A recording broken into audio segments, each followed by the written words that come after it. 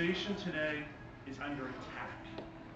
It faces a vortex of pressure unlike at any time in history since the Industrial Revolution.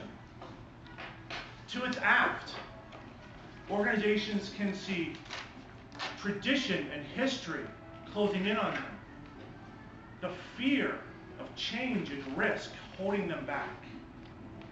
Off to its port side, it sees the pressure of increased globalization and the ability of anybody to be able to reverse engineer your product to produce it cheaper and more effectively somewhere else from where you can do it.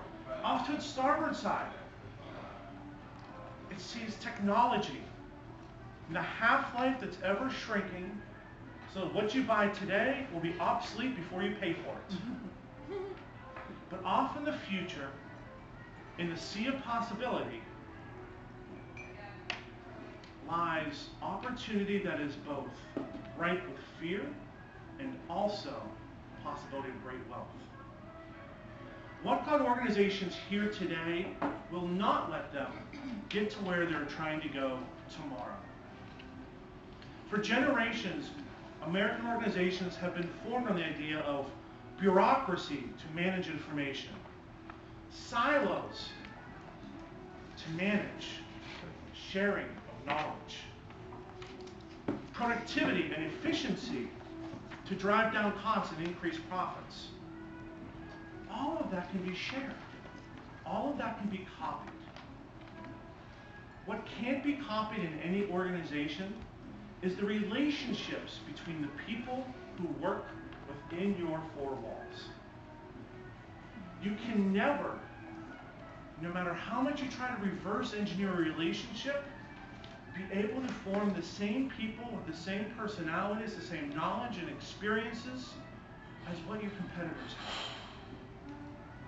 It's been said for years in business schools across the country that left brain knowledge will drive our future. But MBAs are being churned out by the thousands in countries like India and China, able to more cheaply produce the same results as our MBAs can. What's going to drive our future is not left brain thinking, but right brain thinking. Becoming creative and innovative. Teaching our organizations and our people how to design products and services in a way that make that organization unique. How do we do that? Gallup has studied for years the idea of employee engagement and has found only 30% of people in America are actually engaged in their jobs. Leaves 70% that either don't like their jobs or actively trying to sabotage their own companies. It costs the American economy over $450 billion a year. What if your organization wasn't one of those 30%ers?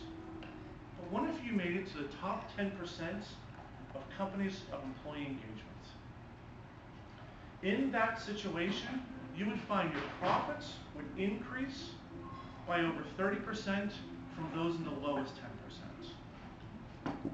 Your competitive advantage lies within your four walls. How you unleash that potential is the people puzzle. Everyone's different, everyone's unique, everyone needs different things. But every organization has the ability to tap into what makes every individual unique. It's going to take some specific skills that haven't been developed in unison before. First, you're going to need to learn how to become great leaders and understand the difference between leadership and management. They are not synonymous. They require different skills, generally by different people.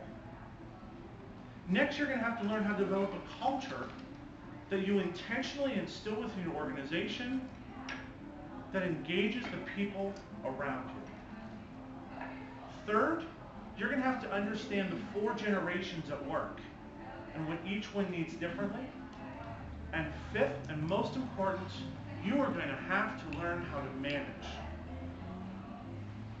And while there are generations of research on management and leadership effectiveness, none of them tap into how to require an individual to give their most in a way that they want to give their most.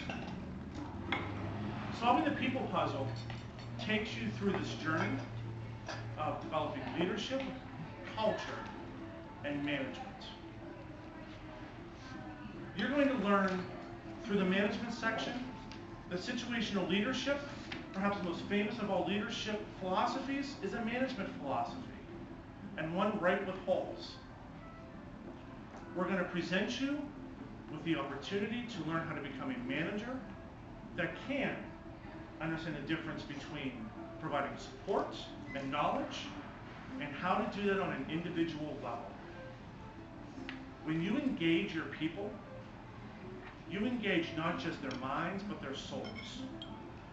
When you engage their emotional reserve, you then engage what they can provide to you that they don't even know they have inside of themselves.